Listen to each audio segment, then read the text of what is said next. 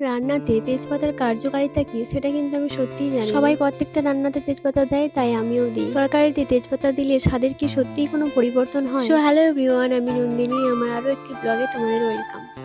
আজ দুপুরে আমাদের বাড়িতে রান্না হবে চিকেন। চিকেনটা বাবা আগের দিন রাতে নিয়ে এসেছিল। আগের দিন রাতে আমরা তেমাথায় গিয়েছিলাম আর বাড়িতে বলে গিয়েছিলাম যে রাতে খাবো না, বাইরে থেকে খেয়ে আসবো। আমরা বাইরে থেকে খাবো বলে মা রাতে রান্না করে ফ্রিজে রেখে দিয়েছিল, সেটাই এখন রান্না করছি। সকাল থেকে উঠেই প্ল্যান করে নিয়েছিলাম যে আজকে এক্সট্রা কি কি কাজ করতে হবে, তাই তাড়াহুড়োর সাথেই রান্নাটা করছিলাম। একটু যদি কাজের এদিক ওদিক হয়ে যায় তাহলে কিন্তু আমার কিছু কাজ করতে ইচ্ছে করে না। আজ কিন্তু ভীষণ গরমও লাগছে, কিছুদিন বৃষ্টির জন্য ওয়েদারটা একটু ঠান্ডা ছিল, আবার সেই প্যাচপ্যাচানি গরম শুরু হয়ে গেছে। তবে যে গুমোট ভাবটা রয়েছে, বোধহয় আবার বৃষ্টি আসবে। এই গরমের মধ্যে ক্যামেরা এদিক ওদিক নিয়ে গিয়ে ভিডিও করতে কিন্তু ভীষণ অসুবিধা হয়। তবে তোমরা যে আমার এত কেয়ার করো, আমার নিজের খেয়াল রাখতে বলো, বেশি করে জল খেতে বলো, এইসব কমেন্ট গুলো পেলে কিন্তু আমার ভীষণ ভালো লাগে। আমি না একটু ইমোশনালও হয়ে যাই। এমনিতেই আমি একটা ইমোশনাল মেয়ে, একটু কথাতেই কেঁদে ফেলি। তারপর তোমাদের যখন এরকম কমেন্ট গুলো পড়ি তখন কিন্তু আবার আমি ইমোশনাল হয়ে যাই। মাঝে মাঝে আমি কেঁদে উঠি, কিন্তু কেন কেঁদে উঠি তার কারণ আমি নিজেও জানি। মাথার মধ্যে না সারাক্ষণ নানান চিন্তা ঘুরতে থাকে। আমি ভাবি কোনো চিন্তা করব না, একদম ফ্রি মাইন্ডে থাকবো, কিন্তু আমি থাকতে পারি না। এক সেকেন্ডের জন্য আমার মাইন্ডটা স্থির থাকে না। সারাক্ষণ মাথার মধ্যে কিছু না কিছু কথা ঘুরতেই থাকে। এখন তো এমনও হচ্ছে আমার সাথে, এক কাজ করতে যাচ্ছি,